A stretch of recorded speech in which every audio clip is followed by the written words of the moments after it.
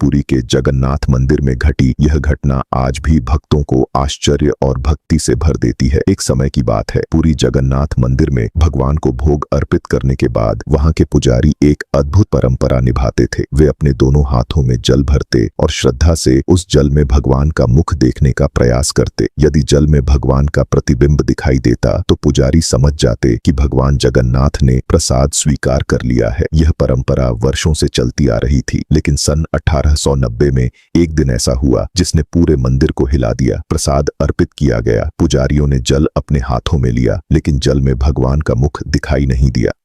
एक बार नहीं, दो बार नहीं, कई बार प्रयास किया गया, लेकिन हर बार जल रिक्त ही रहा। पुजारियों के मन में भय भर गया। वे घबराकर राजा के पास पहुंचे और पूरी घटना उन्हें बता दी। राजा स्वयं मंदिर आए। उन्होंने सोचा शायद भोग में कोई कमी रह गई हो। राजा के आदेश पर और भी स्वादिष्ट और भी उत्तम व्यंजन बनाए गए। फिर से भगवान को भोग लगाया गया, लेकिन जल में अब भी भगवान का मुख नहीं दिखा। राजा चिंतित हो गए। उसी रात उन्होंने मंदिर में ही विश्राम करने का निश्चय किया। उन्होंने प्रतिज्ञा ली और कहा, जब तक भगवान प्रसाद स्वीकार नहीं करेंगे मैं स्वयं भी कुछ ग्रहण नहीं करूंगा। रात गहरी हुई। उसी रात राजा को स्वप्न आया। स्वप्न में स्वयं भगवान जगन्नाथ प्रकट हुए। भगवान ने राजा से कहा, राजन, तुम्हारा बनाया हुआ भोजन मुझे स्वीकार नहीं हुआ। राजा भय और विनय से कांप उठा। भगवान आगे बोले, तुम्हारे महल के पास वाली गली में वेद माता नाम की एक वृद्धा रहती है। उसने बड़े प्रेम से मुझे बुलाया और अपने हाथों से भोजन बनाया। मैं उसी के घर गया और उसी का भोजन मैंने स्वीकार किया। भगवान ने अंत में कहा, अब मुझे वही भोजन चाहिए। स्वप्न टूटते ही राजा तुरंत जाग गए। बिना एक क्षण गंवाए उन्होंने पुजारियों को आदेश दिया कि वेद माता के हाथों से बना भोजन भगवान को अर्पित किया जाए। जैसे ही वह प्रसाद भगवान को चढ़ाया गया, पुजारियों ने फिर अपने हाथों में जल लिया और इस बार जल में भगवान जगन्नाथ का दिव्य मुख स्पष्ट दिखाई दिया। पूरा मंदिर जय जगन्नाथ के उद्घोष से गूंज उठा।